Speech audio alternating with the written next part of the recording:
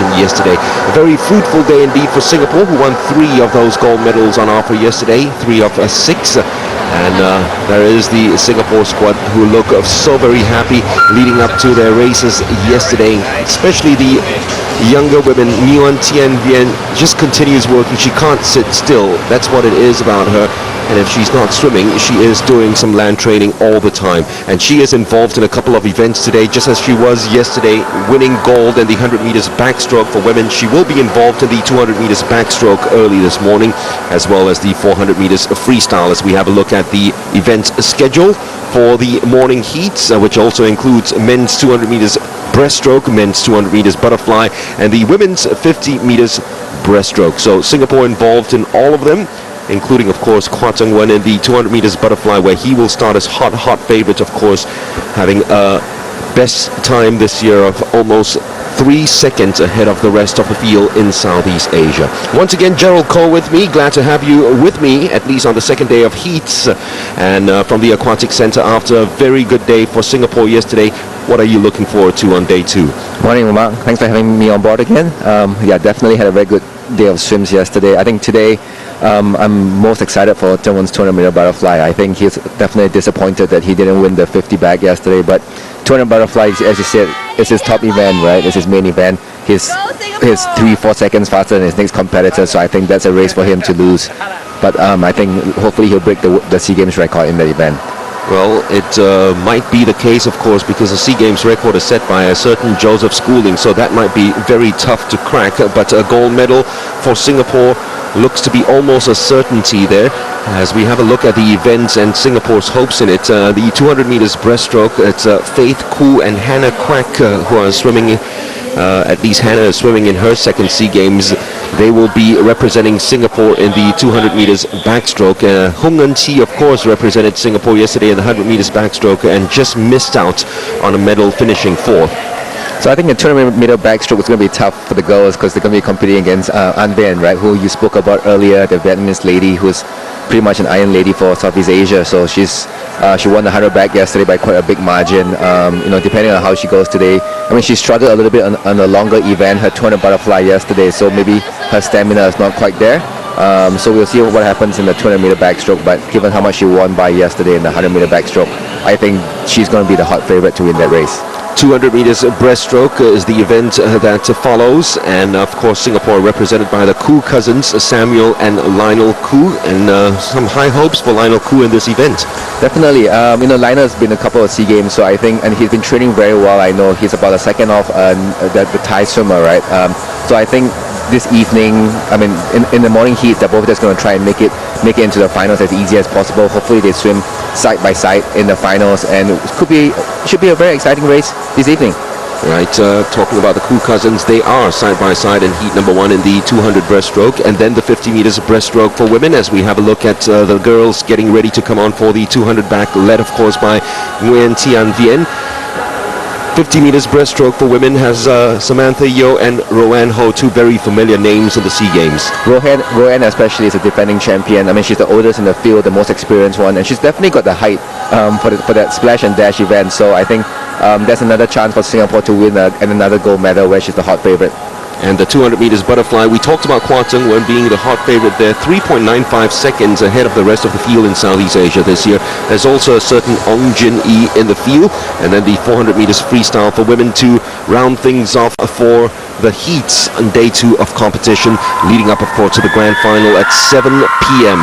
So Tian Vien is out. She is the defending champion in this event. She's won the last 2 SEA Games. In 2011, she went into the field as a dark horse and perhaps someone to upset the order, and actually had a very good start, but then was disqualified in 2011. So her first SEA Games outing didn't give her the desired result and really gave her a daymare more than anything else. This time around, though, since then, 2013 onwards, she's already chalked up 12 gold medals, her 12 coming last night in the backstroke event as well, in the 100 meters backstroke. So she'll be the lady to look out for, looking to win 3 in a row in this event for the first time since 2005, when Chonathon Vorathamrong won the last of her 4 in a row. The 200 meters backstroke, heat number 1 for women.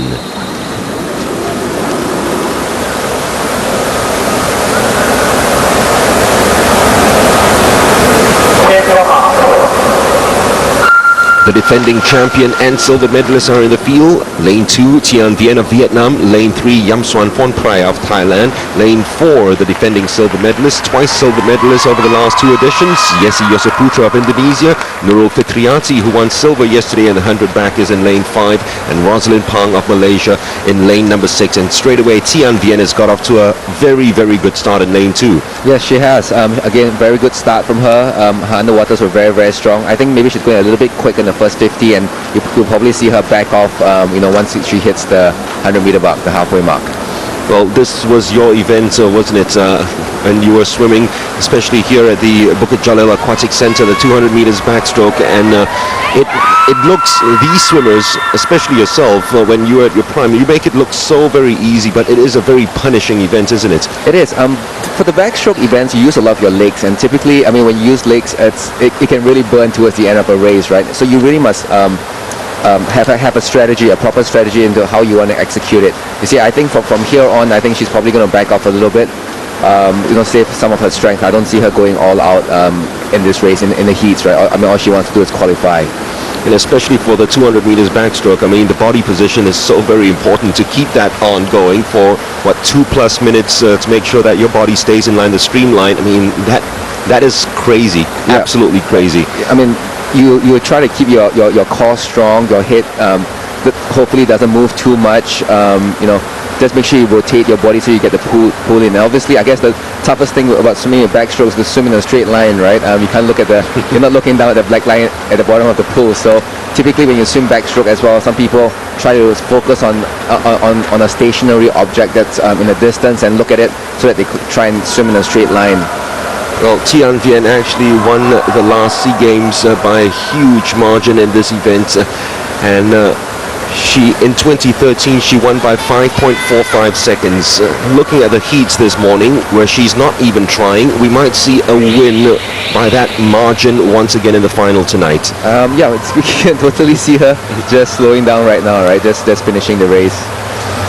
She has time to look up and look who comes second, third and fourth, and probably have a chat on the phone as well while the rest are still coming back. That's how big the margin was. This is just the heats, but at least she qualifies easily. And finally, the last to touch home is Rosalind Pang of Malaysia, the 16-year-old, who comes home and might be looking nervously over her shoulders over times in heat number 2. But she did look a little jittery yesterday in the 200 meters butterfly in Tian Vien. Then I think after the victory of that 100 meters backstroke, that certainly was the dusting of the rust, wasn't it? Yeah, it was. I thought. She showed some emotion after she won the 100 meter backstroke, so I think that there was a little bit of pressure on her after she didn't do as well in the 200 meter butterfly. So Tian Vien for Vietnam wins heat number 1. They might as well change the country's name to Vietnam in the swimming events, because she has totally dominated, and Yosaputra and Phon Prai and Fitriati should qualify. 2:23.52 is the marker to beat, of course, and she should easily get into the grand final. It's a lot of them actually trying to look for places because they don't want to be too far off in terms of the lane assignment to the hot favorite Nguyen Tian Vien. So here we go with Singapore's hopes in the 200 meters backstroke. Faith Khoo and Hannah Quack. Hannah, of course, was 5th at the last SEA Games in 2015, and Faith Khoo, the precocious talent that she is, has actually got a time of 2:20.83 this year already, which she swam at the national championships. I think you made a very good point. How the swimmers are going to try and want to be as close to Vientiane as possible, because in the backstroke event, unlike the freestyle or the butterfly events where it's a little bit easier to see where your competitors are, in backstroke, because you're obviously on your back, you're looking up, it's very hard to see further other than who is directly in the lane next to you, right? So I think a lot of the swimmers are going to try and go fast in this heat, so at least they get to swim next to Vientiane in the final and they know exactly where she is in that race. Absolutely right. If you know for a fact that if you're swimming beside Vientiane and you can see her feet, she might be in front, it's okay, but you're actually primed for a silver medal, because as long as you're anywhere near body length behind Vientiane, the chance for a medal would be very, very strong.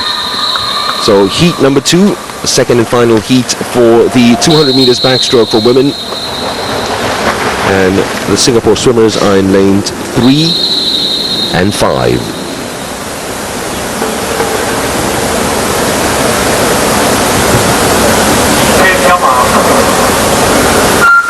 That's the figure of Roxanne Yu in lane number 4. She finished 8th yesterday, disappointingly, in the 100 meters backstroke, and she was 3rd in this event back in 2015. She's in lane number 4. Another Filipina is in lane number 2, Nicole Oliver, who failed to qualify for the 100 back yesterday. Faith Hu, of course, in lane number 3. And then Hannah Kwek of Singapore in lane number 5. Araya Wongvat, who finished 7th yesterday in the 100 meters backstroke. She's in lane number 6. And Nguyen Diep Phong Tram of Vietnam, the 16-year-old, is in lane number 7. So let's have a watch on the Singapore girls now. Gerald, Faith Hu in lane 3 and Hannah Kwek in lane number 5. It's looking to be a much tighter race in this second heat than it was in the first heat, right? So I think, as you mentioned earlier, they're all going to be try and go out a little bit faster in this second heat to get a good lane for the finals event this afternoon. Well, this is where you're begging for an overhead shot here, because they are definitely in a real line going towards a real arrow going towards the 100-meter mark, with Roxanne Yu slightly ahead of Hannah Kwek of Singapore, and Faith keeping pace as well in lane number 3 in 3rd place. So Yu turns first ahead of Kwek, and Koo of Singapore in 3rd position, both almost 2 seconds behind the Filipina, who will give chase to Vien Tien in the final this evening. She's got a very, very good stroke. You can see she's actually keeping her head very, very still, and just basically rotating her hips back and forth and her arms.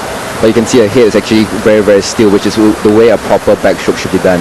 Well, she trains, of course, in the USA from the University of Miami, and back home she's swimming at these collegiate championships. They give good competition for her and give good practice for her heading to the World Championships, which she took part in, and then the SEA Games, where she's trying to defend her bronze medal, or maybe even go one better this time around. But a good swim here from the 2 Singapore girls as they flank her coming home for the second heat of the 200 meters backstroke. So both Faith and Hannah Kwek should qualify rather easily for the finals. No, I think so. I think they would all qualify for both races, and both girls look very comfortable. We look at their strokes, very slow, steady, composed. So I think they are saving some energy for this evening's swim, which looks pretty good, at least for a medal. I think all of them will be chasing after Tian Vien, who'll start as a red-hot favourites for the women's 200 meters backstroke. This lady might have a say, though. Roxanne Yu, who had a wonderful breakout SEA Games in 2015 in Singapore, and looks to be building on that after a disappointing swim yesterday, finishing 8th in the 100 meters back. But this is the event that she's been training a lot harder for. I mean, it's quite difficult with the 200 meters, isn't it, Gerald? I mean, it's not just the backstroke, but we're talking even of the breaststroke as well, where stroke cycles are slightly longer. Yeah, it is. You know, I think people don't realize how different a race, a 100 meter and a 200 meter would be. For example, like you mentioned earlier, I primarily swim the 200 meter backstroke. I wasn't as good in the 100 meters. You know, different body type, different muscle fibers that you have. I think in the 100 meters, very much a sprint event, whereas the 200 meters, you obviously need a more stamina in there, a little bit more strategy goes into play as well. So even though you came in 8th yesterday, as you mentioned, in the 100 meter backstroke, she looked really good this morning in the 200 meter backstroke, and you know, I'm sure she's going to be up there. She'll be disappointed if she doesn't get a medal in this event this evening. Well, she has qualified for a chance for that medal, which she won the bronze at the last SEA Games. So too Hannah Kwek and Faith Hu. 2:21.90 for Hannah Kwek, 2:22.03, both way off their personal best times, but it's okay because they'll make it into the grand final, and they will be close side by side with Nguyen Tian Vien, because Roxanne Yu will be taking lane 5 and Hannah Kwek will lane 3 and Faith Hu in lane 6 respectively. So Yesi Yosaputra will be a little bit disappointed because the defending silver medalist and 2011 champion will be a little far off from Tian Vien for that grand final. So the heats for the 200 meters backstroke down, now for the 200 meters breaststroke, and a good chance to see the early form of the Koo cousins, especially Lionel Koo.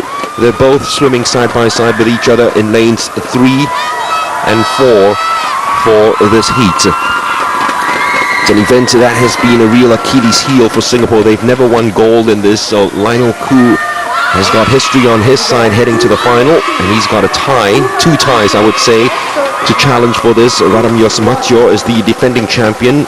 He'll be beside Lionel in this heat, and there's also a certain Keaton Nutapong, who's a 3-time champion but didn't take part in swim in Singapore in 2015.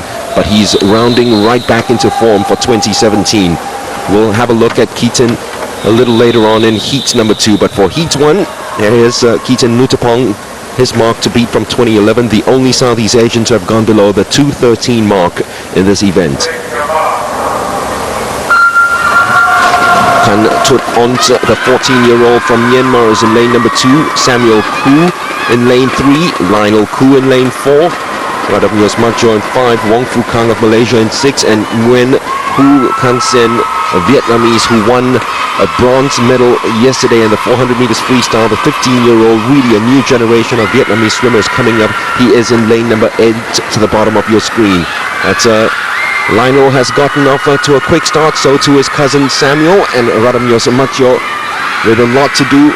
It will be Wong Fu Kang, who finished 5th in this event in 2015, who turns 1st for Malaysia, but the two Singapore cousins are looking very comfortable at the moment. Actually, they're all looking very comfortable at the moment. If ever you look at the Thai swimmer, I mean, you can't see him in this screen right now, but if you look at his strokes, his distance per strokes, he's actually taking very, very few strokes per lap. So, I think he's looking very, very comfortable in this race.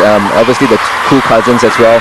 Lionel is taking out his strokes extremely slowly as well. So I think a lot of them are just saving energy, just wanting to qualify for this evening's finals. There's 6 in this heat and 6 in the next, and 8 make it through, so 4 will come out, and I think they are confident enough that they're able to do it.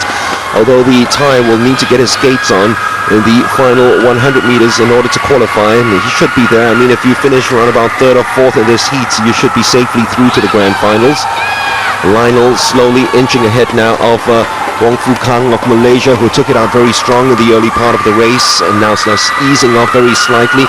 Well, the Thai Radamyos Majo has actually got a challenge coming on as well from Nguyen Hu Kin Son on the outside lane, so it might not just be an assured place. The caveat has been thrown down already, and you can see as well Wong Fu Kang, the moment he turned, first thing he did was to look across his shoulder to his left to see how much he had to do for this final straight. Yes, he did. I mean, he took it out a little bit quick, and now you can see it. The Thai swimmer is coming back up. It was quite easy to tell on his first 100, right? He looked like he was taking it really easy, and no surprise now that the Thai swimmer is coming back up. I mean, he's picking up his strokes a lot more compared to the first lap, but I mean, the top 3 in this race will make it very easily into the finals. Lionel will top it, Radamyos Majo in 2nd spot, and then Nguyen, how about that final swim for him? Coming back, Wong Fu Kang of Malaysia might be a little worried now, see whether he's going to miss out on the spot of the final. Samuel Koo's also going to be looking over his shoulder, but Lionel it is, who dips below 2:20 in what was a very comfortable swim in the heats, and you'll be pretty happy with the time, seeing how much he saved, especially in the early stages of this race in terms of his stroke cycles. Much longer strokes that he took along with Radamyos Majo, and even with that he dipped below 2:20, so he should be pretty happy with it. Yeah, I think he looked very comfortable. I mean, he didn't look like he was panting at all after that race. Although I think a lot of it is psychological as well. They're trying to play a mind game with the competitors, right? In the morning heat, you don't want to look like as if you took too much hard work to get that time. So there he is. He certainly has got the eye for that gold medal, and he certainly has got that in his head, because there has been a lot of talk in Singapore. I mean, it came out as well. I believe Ian Turner said it about the dearth of backstrokes, breaststroke swimmers in Singapore in terms of the male swimmers. That he want to prove everyone wrong and become our first breaststroke gold medalist at the SEA Games since Ng Yue Ming. So he wins his heat. And Samuel Koo it is, 2:21.07. We'll have a look at the times. Wong Fu Kang, 2:22.48. That's after leading after 50 meters. So he'll have to watch as well what happens in this next heat. Heat number 2, which features, of course, the 3-time champion Keaton Nutapong. And let's not forget as well, Dennis Tiwa and Nathaniel Gagarin of Indonesia. The two of them who took part in the last SEA Games. Keaton didn't, but Keaton has swum the best times in Southeast Asia this year. 2009 to 2013 were his winning years in the SEA Games, which included, of course, that 12.99 SEA Games record, which he set at the Laos Games, or Palembang Games I should say, 2:14.09 is his best time this year, and that's almost a good full second, more than a second ahead of his nearest rivals. In terms of times posted by Southeast Asian, Nathaniel Gagarin has got the third fastest time posted by a Southeast Asian this year, 2:16.27, which he posted at the Singapore Swimming Champs. So Heat 2 features Hempon of Cambodia, the 27-year-old in lane 2. Dennis Tiwa of Indonesia, who finished 6th in 2015 in lane 3. Nutapong of Thailand in lane number 6, the 3-time champion. Nathaniel Yus Gagarin of Indonesia in 5. Daniel Lim of Malaysia in lane 6. And Tan Dao Pham of Vietnam in lane number 7. Let's see if, well, it certainly looks like it, but they have started out in much faster fashion than what we saw in the Heat number 1 already. They have. Keaton's got very, very good strokes. I mean, I'm not surprised that his 200-meter breaststroke, he's been the only one under 2:13. Look at his strokes in the first lap. Such efficient distance per stroke. But something about these breaststroke swimmers, they are few and far between really good ones in Southeast Asia, but whenever there are good ones in Southeast Asia, we've seen already with the likes of a certain Ratapong Srisanot, who is a one part-time coach and also a real idol of Kita Nutapong. They also make very good medley swimmers, don't they? They do, because when you swim individual medley, breaststroke typically takes the longest time, right? The longest time to finish out as the slowest event, slowest stroke out of the 4 strokes. So breaststrokers can make the biggest impact on that third leg of the medley relay, and that's why you see a lot of good individual medley swimmers typically have very good breaststrokes, or the primary stroke is actually breaststroke for them. Absolutely right. We've seen Kita Nutapong actually dominate the individual medley, and then over the years it's Ratapong Srisanot. We've also seen Malaysia Xiao Yiting dominate as well. I mean, they're all breaststroke swimmers and pretty good at it, and they usually come home with gold medals in the individual medley as well as the breaststroke events. Nutapong has turned in 3rd spot heading into the final 50 meters of this race. Well, he looks very comfortable, and he's eased off a lot after the 50-meter mark. And finally, he's going to just missile his way right home in the final 25 meters. I think with the Heat, a lot of them are just working on their breakouts, and a lot of them are just working on their turns. And somehow, for swimmers like Nutapong, first time he's trying out in this pool here at Bukit Jalil, just feeling the pool a little bit before they go into the grand final. Yes, I think for many of these breaststrokers, today is the first day that they've gotten into the water. So today, this morning's event is really just about going there, shaking off the cobwebs, getting ready to race, getting a good start in, working on their turns, their underwater, their strokes, just to get a proper feel. And this evening is when we'll see them really go all out. He is young, and he, as I said, belonging to a new generation of Vietnamese male swimmers that the coach of Vietnam has said will make a huge impact in this region in the next couple of SEA Games. It might start at these SEA Games, you never know. Paul Le Nguyen, of course, yesterday already winning a couple of bronze medals, and then Hu Son winning a bronze medal too. So it could be this SEA Games that we see the Vietnamese young male swimmers come into prominence, and we might see the name of Pham Tam Bao in the medal positions at the end of the day in this 200 meters breaststroke, because he has qualified as the fastest swimmer from the 2 heats this morning, although he probably gave it about 90 to 100% of his energy, whereas the likes of Lionel, Nutapong and Radamir Smadjo had maybe about 2 or 3 gears left in them. Yes, I think that's a very good observation. It looked like he was taking it out.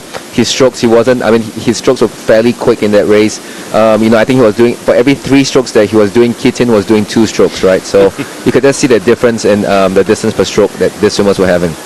So the qualification for the final, and it's unfortunate that Lionel's cousin Samuel Koo is going to miss out on it, but Samuel is someone who actually prefers the shorter distance of the breaststroke event, so he'll be looking out for his opportunity in the 50 and 100 meters. But Lionel will qualify as the 4th fastest swimmer, and he won't be too far away from Kita Nutapong, and it comes to the final reckoning a little later. Now the shorter breaststroke event and the 50 meters breaststroke for women. We talked about how specialized the breaststroke is, Gerald. You hardly find anywhere in the world someone who's won the 50 meters in the breaststroke or the 100 meters actually doing well in the 200 meters breaststroke. In fact, I can't even recall anyone who's won all breaststroke events before. in the same competition. You look at PT, he's good at the 50 and 100, but in the 200 it's someone else. I believe the Kazakhstan swimmer is probably the best in the world at the moment. So it's such a specialized event, isn't it? It is. Breaststroke, I mean, for most people, breaststroke is typically the easiest event, easiest stroke to learn, but to be able to master it is probably the most difficult among the four strokes that you're looking at. It is a very, very technical, and I think that's one reason why you see the Japanese typically are very good in breaststroke, because they do a lot of stroke analysis. They have this breaststroke right down to a T, right? They've done really, really well, amazing strokes, very efficient. So in the 50, of course, a shorter stroke cycle, so see them not coming up for air as high as they do in the 200 meters breaststroke.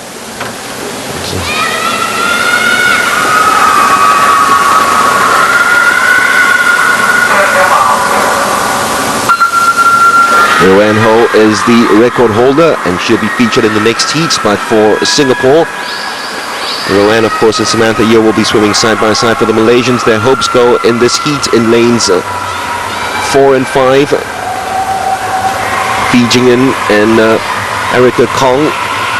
And it's lane number 4, Jing'en, who's slightly ahead of Janjira Srisart of Thailand, and Erica Kong. The three of them will make it 1, 2, 3, of course, and qualify for the final, I'm very sure. Jing'en finished in second spot, just behind Roanne Ho at the last SEA Games. And she looks in pretty good form in heat number 1, just ahead of Erica Kong and Janjira Srisart. It's so different from what we saw earlier on in the 200 meters breaststroke. I mean, as I said, it's not going to be as high, and it's not going to be as long. It's a lot more aggressive, a lot more choppy. Very interesting to see the different races. I mean, the different kind of strokes, right? The race that we saw right before this, where they were just going for distance per stroke, maybe taking 20, 25 strokes per 50, and then this one, basically that stroke rate, the turnover is just a lot quicker. And a lot of it with the breaststroke as well as rhythm. I remember having a chat with a certain Cameron Vanderberg, who probably was the best breaststroke swimmer in the 50 and 100 for a good decade, and he was just saying whenever his rhythm is off in terms of his pulls and kicks at the same time, that's when he just loses it, no matter how strong he feels. But that race is just lost. It's all about rhythm in the backstroke, in the breaststroke, and that's the reason why a lot of people just find it so very difficult to compete in any breaststroke races around the world. And that's the reason why you see also some results just being turned over and surprise results being shown around the world in the breaststroke events. It is. I mean, it's hard to coordinate, right? People think it's easy, but it's actually very hard to coordinate your breaststroke and your hands and your legs during a breaststroke race. The timing needs to be perfect when you bring your legs in and when you throw your hands forward. It's really a science. Absolutely right. Which, of course, Gerald said earlier, and I totally agree with, the Japanese has got it right down. And Roanne, you talked about her height. She is almost a head taller than the rest of the field. Walking out for heat number 2 of the 50 breaststroke. She has swum 31.66 this year, and the only one in Southeast Asia to dip below 32 seconds. She's been dipping below 32 seconds regularly, and that includes her SEA Games record of 31.45 she set in Singapore in 2015.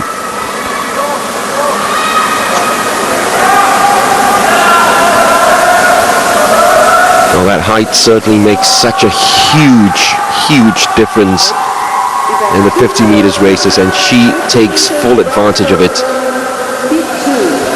The rest of the field include Sirarun Biocharan of Laos in lane 2. Samantha Yeo of Singapore finished 4th in this event in 2015, is in 3. And then Roanne in 4.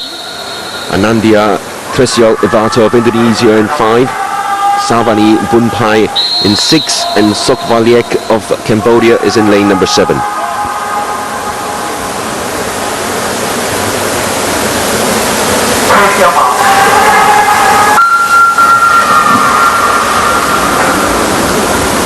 Cambodians a little too deep with that dive, of course, and you see a huge difference already between the powerhouses in swimming with that breakout. The Singaporeans and the Thais are so much used to competition, whereas the Cambodians and the Laotians way off the pace straight away, as Roanne Ho now eases up, heading towards the wall, slightly ahead of Samantha Yeo of Singapore, and then Ivato of Indonesia in third spot.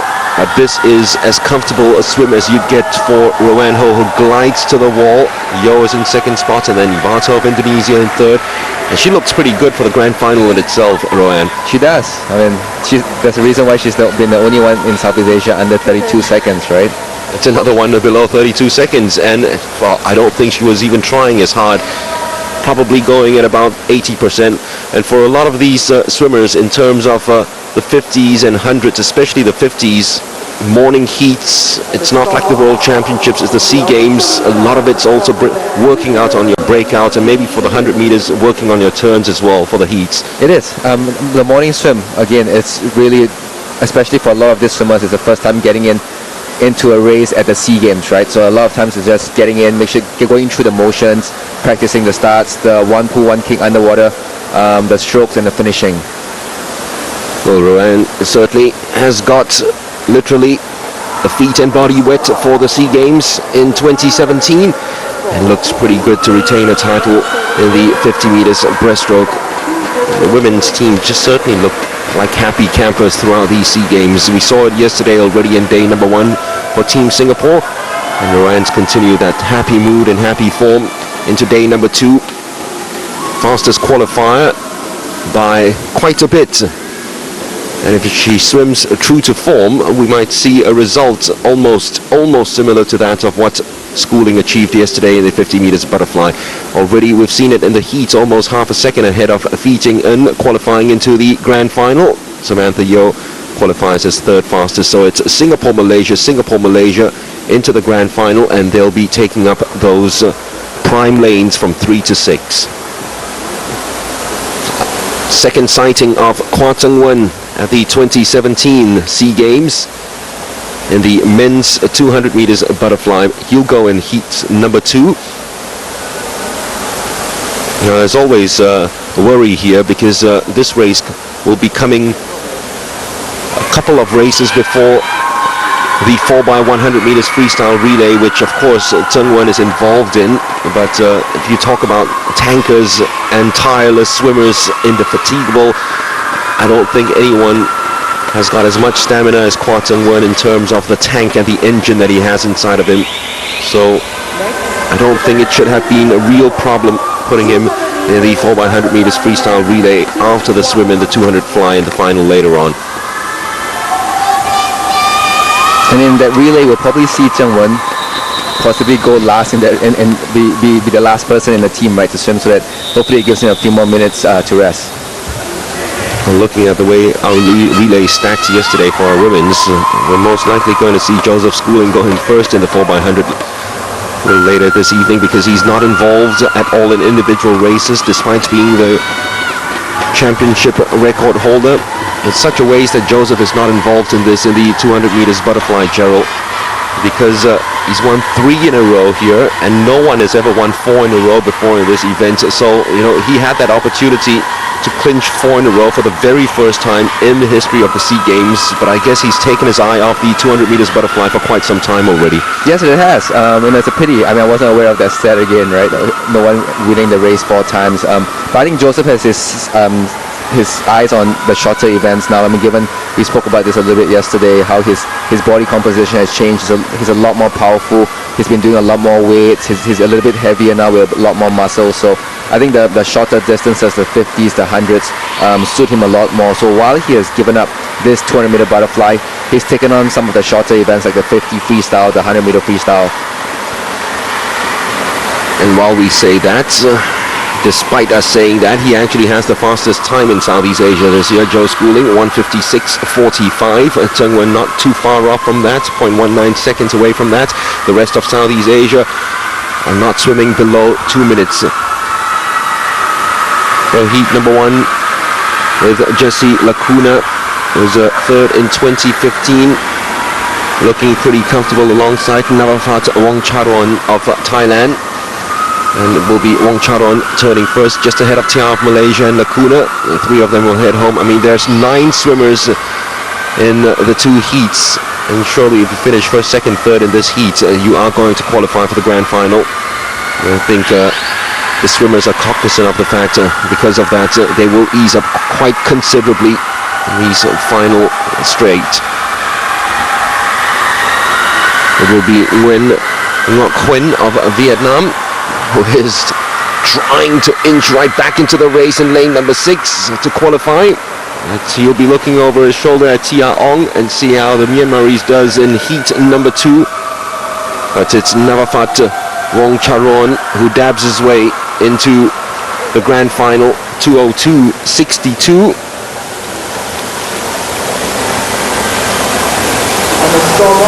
And that is very close to his fastest time this year.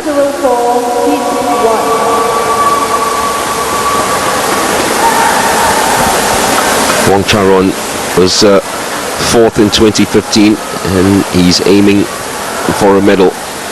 Well, we talked about it yesterday, Gerald. The 200 meters butterfly, for my money, probably the most grueling race in swimming. I mean, the butterfly event already, the stroke in itself is already so grueling, and to do it over 200 meters is almost as if you're being punished by, someone up above. It is. I think the 200 meter butterfly and the 400 meter individual medleys are the toughest races within the swimming events, right? The swimming schedule. But I mean, these swimmers have trained so hard. I mean, it doesn't even look like he's tired at all after this race, still being able to dab.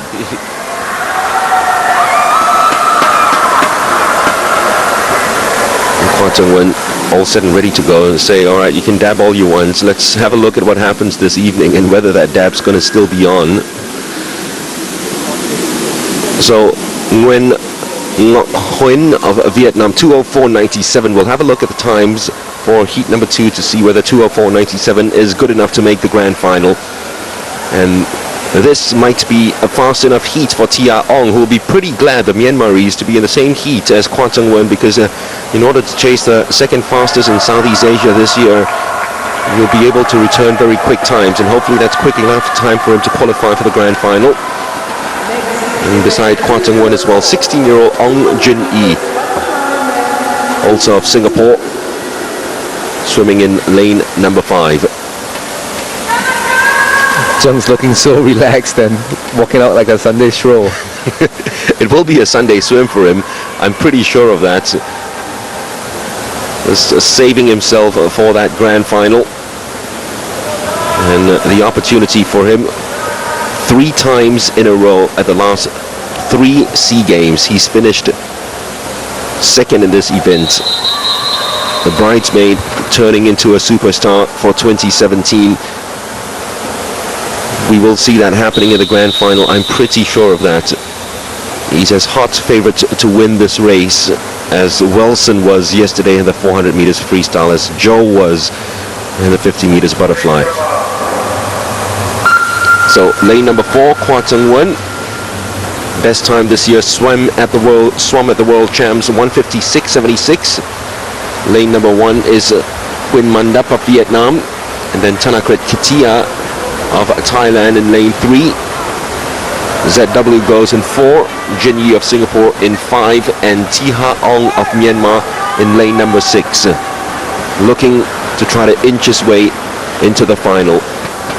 It's Jin Yi who turns after 50 meters just ahead of Chung-won. And I'm sure Chung-won's just looking over his shoulder to see what Jin Yi is doing, just keeping pace with him. As long as he keep pace with him,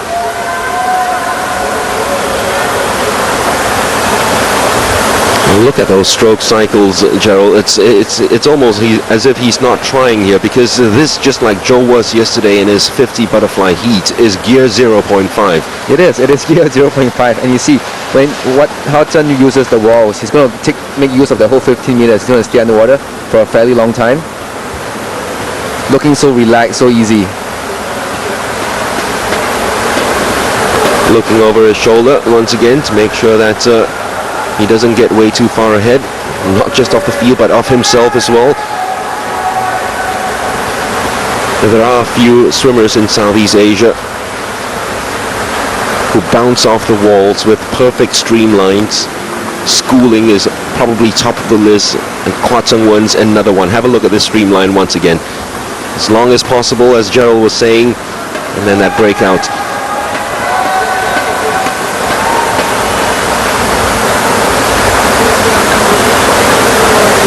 You talk about a Sunday stroll. This is what has been on a Tuesday morning for Hua Zhengwen. In the pool, it's almost as if it's bath time for him, and an easy swim into the grand finals as the fastest qualifier without even trying in heat number 2. Tanakrit in second spot, and Jin Yi, who led after 50 meters, coming home in third, and it'll be Tia Ong of Myanmar will be looking very closely at the times that Ngoc Quinn had clocked from Vietnam in heat number 1 to see whether he has made it through to the grand finals. So easy enough a swim for Hua Zhengwen. Nothing, nothing out of the ordinary for him. It's just a simple morning heats, making sure he gets into the final, making sure he doesn't get disqualified. I think sometimes another thing that we've seen is either swimmers taking out too easy in the morning heats, thinking that they'll qualify for the finals, or they lose concentration and they get disqualified, right? Whether they touch the wall with one hand instead of two hands. We've seen that happen before. So sometimes, swimmers just forget what they're doing in the morning just because they're taking it out too easy. So the swimmers still need to concentrate in the morning, even though they may be going out slower than they usually are. Yeah, look at that. Zhengwen comes out not even panting. His chest is not even pounding at all. And he makes his way into the grand final as the fastest qualifier. There hasn't been a hotter favorite for the 200 meters butterfly. All over the years, we couldn't say that of Zhou because Zhengwen was there chasing after him. This time Zhengwen does qualify into the grand final, not as the fastest qualifier, but he wouldn't care about that because he should win this event. And it's a matter of whether he can take down that SEA Games record set by Schooling in 2015, 155.73. Now the final event for the heats this morning, the women's 400 meters freestyle, on a day filled with long distance swimming for the 29th Southeast Asian Games in day 2 of competition. Risa Dewi has clocked the second fastest time in Southeast Asia this year, and so because of that she will be in the prime lane for heat number 1, which also features Singapore's Rachel Singh, who finished 5th in 2015 and 4th in 2013 in this event.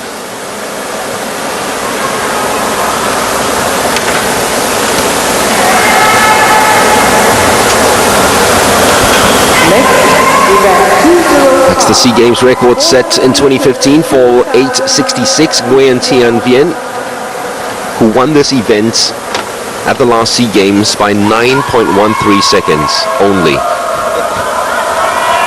Just.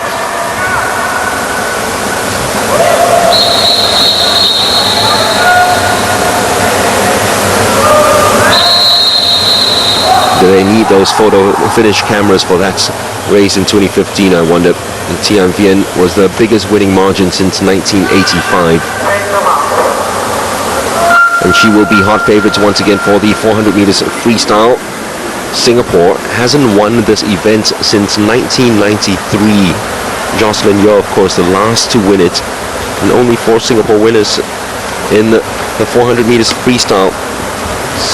Jocelyn, Junie, and sister Elaine Sung, and of course Pat Chan.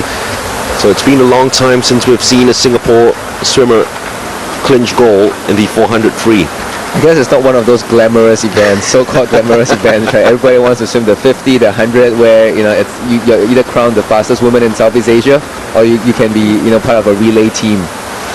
Yeah, I was actually talking to Mark Che about it, Gerald, and we were talking about what a great impact someone like Sun Young has on this race, because Sun Young, despite the fact that he's a long-distance swimmer, he has all the arrogance of a sprinter, doesn't he? I mean, he comes in, he spits in your lane, he just walks in front of you. He's got all that trash talking going on here, and sometimes it's good just to get long-distance swimming back on the map again. Yeah, it does. I mean, the focus at every competition is whether it's track and field or whether it's swimming, as who's the fastest person, and that's typically the shortest events, right? So yep. I mean, like you mentioned, Sun Yang, he's notorious for some of the things that he does while at the pool. He pisses people competitors off, but that's what makes the news and makes it a little bit more interesting, more exciting, make him a little bit of the bad boy of swimming. Yeah, right? Exactly. He's turned some people into long-distance swimmers wanting to be like Sun, but right again, back at the SEA Games, Singapore probably we haven't seen that in the 400 meters freestyle for men's. Our last winner was perhaps, if I remember back and recall, 2005 Lionel Lee. Other than that, we haven't really had winners in that event either. So the 400 meters freestyle for men's and women's, we haven't had SEA Games winner for the longest time now. Rachel Singh, though, in heat number 1 was in the lead for the first 100 meters of this race, and she will cede that lead now to Ressa Dewi of Indonesia, who will turn in first place ahead of Himatongkom of Thailand and Singh in third position. Easy swim it has been for Ressa Dewi, going at 73 strokes per minute for the first half of this race. We all know that she usually goes around 78 to 80, so even the stroke rates not as quick for the leader as it usually is. Leti Mitao of Vietnam, silver medalist yesterday in the 200 meters butterfly, is really struggling in lane number 2 at the moment to stay with a field led by Ressa Dewi. Amiga Himatongkom of Thailand, just making sure that she keeps pace with Ressa. It's a question I always ask swimmers, Gerald, in terms of the 400 meters freestyle. Do you actually change the way you swim or you breathe knowing who you're swimming against? Because I think I have known a couple who have done that, but sometimes, you know, if you have a look at it, Himatongkom can now actually see Ressa, and the way Ressa is breathing as well, she can see Himatongkom, and it helps with how you're pacing yourself, especially in the heats. I think so, yes. You know, especially in the heat, some swimmers tend to only breathe on one side. Like, for example, for me, I prefer only doing one side, but you know, in a longer race, you can change your strokes a little bit to make sure you look at both sides, especially in the heats when you're not going all out, right? You can look around to see you know, where your competitors are. So yeah, I mean, look at it. They're picking up their speed now, so they're changing their strokes a little bit towards the end, right? They're going a lot quicker turnover right now. As you can see, the Thai girl, she's really brought up her stroke rate to finish up the last 50.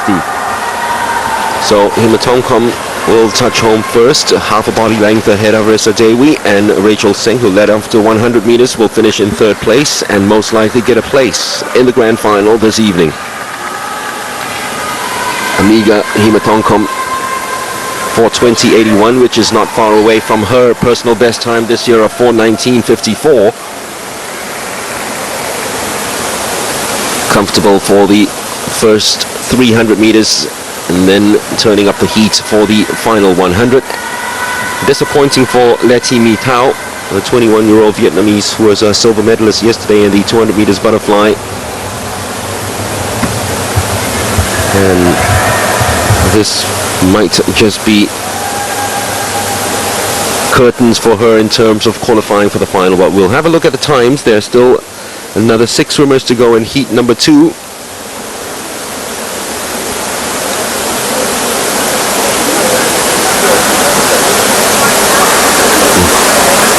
Ressa Dewi, in her 4th SEA Games now, has actually got the 2nd fastest time in Southeast Asia this year when she swam at the Singapore Nationals, 4:17.92.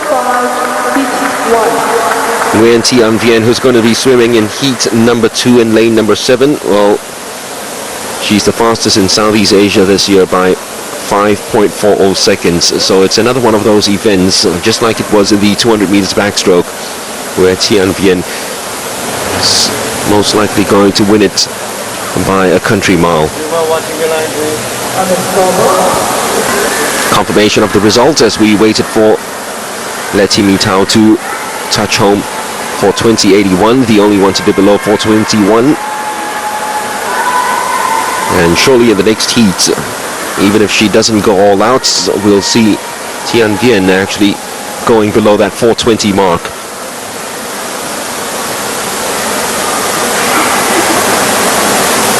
Her SEA Games record, 4:08.66, by the way. She's the only Southeast Asian to go below the 4:10 mark, because before that, the record was held by Ku Chai Lin in 2009, And she went below the 4:10 mark for the very first time in 2015. And even then, that's not her quickest time.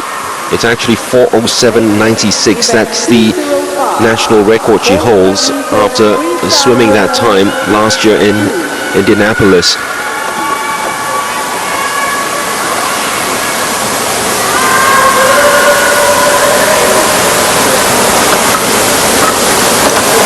Nathanan Junkrajang, gold medalist in 2011, is in the field as well. She's in lane number 5. So too Singapore's Gan Ching Hui, who's dipped below 4:20 this year, 4:19.61, which she clocked at the national age group champs in March. She's in lane number 3.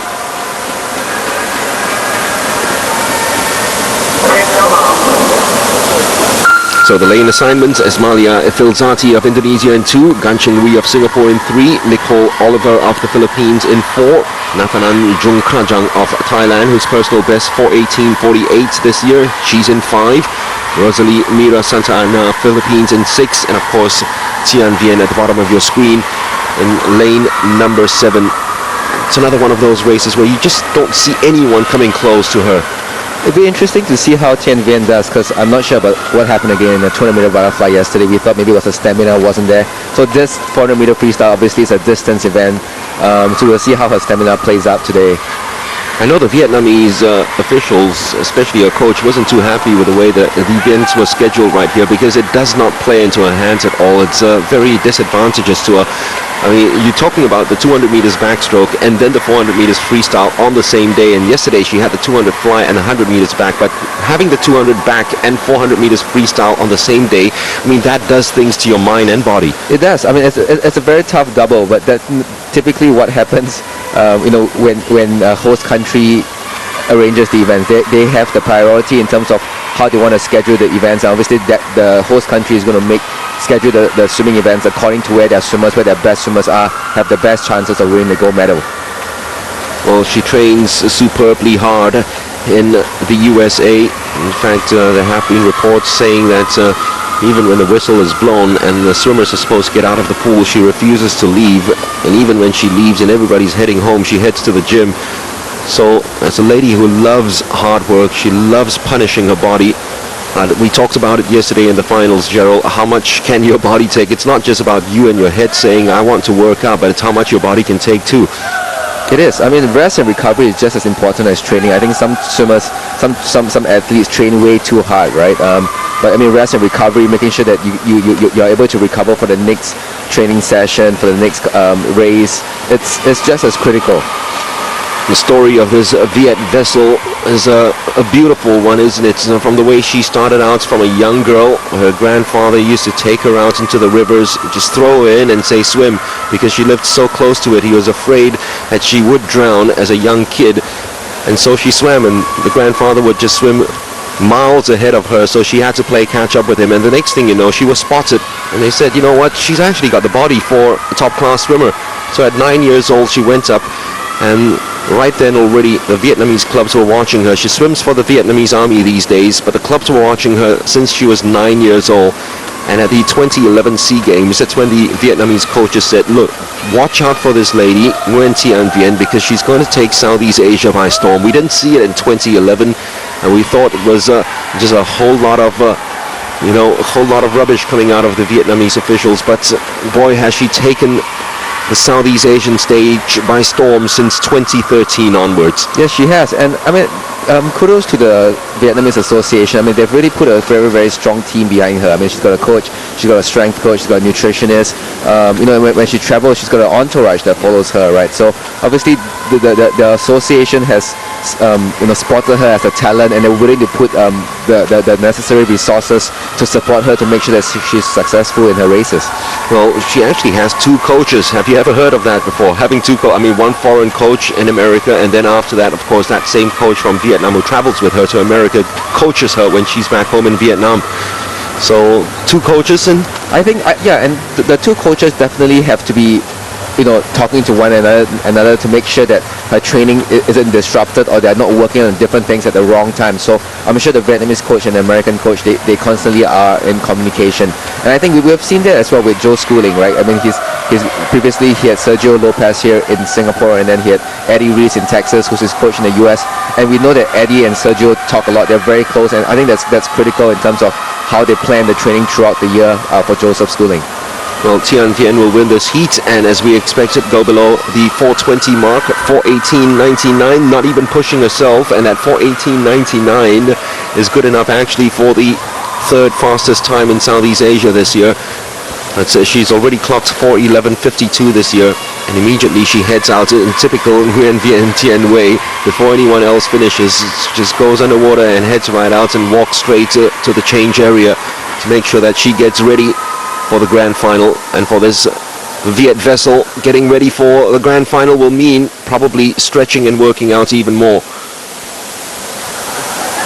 The 200 back and the 400 free for the grand final tonight for Vientiane. Yeah, I think what people don't realize is that I think after this race, what Vientiane will do is she'll hop over to the other warm-up pool, and you'll see her probably do warm down for about 1,000 meters, 1,000, so that's 20 laps, 20, 30 laps, just to get the lactic acid out of her body, right, to get ready for this evening's races. Well, she's got two events this evening. Singapore have got hopes and all events this evening as well, along with the 4x100 meters freestyle men, where I'm very sure we'll see the likes of Joe Schooling, Darren Lim, and Kwa Tseng Wen. It'll be a mystery who that fourth swimmer will be. Danny Yeo? Danny Yeo is there as well, but they have brought along, of course, 5 or 6 of them. So we will see who that fourth swimmer will be, but those first 3 are almost certain to be in that relay squad. So the final qualifiers, Singapore's Gan Ching Wei just making it alongside Rachel Singh. Tian Vian 4:18.99, almost a second and a half faster than the rest of the field. Oliver of the Philippines happy enough to make it to the grand finals, and that is the end of the session for the heats in day 2 of competition. And remember, the finals this evening starts at 7 p.m. And the rundown of the finals, once again, it's the 200 back for women's, 200 breast for men, 50 breast for women's, 200 fly for men, as well as the 400 meters freestyle for women. And it finishes off, of course, with the 4x100 meters freestyle relay for men. So hopefully another night of very exciting and productive races for Singapore. 3 gold medals last night. Might it be the same number for day number 2? You can find out at 7 p.m. as Gerald Cole joins me for the grand finals this evening from the Bukit Jalil Aquatic Centre.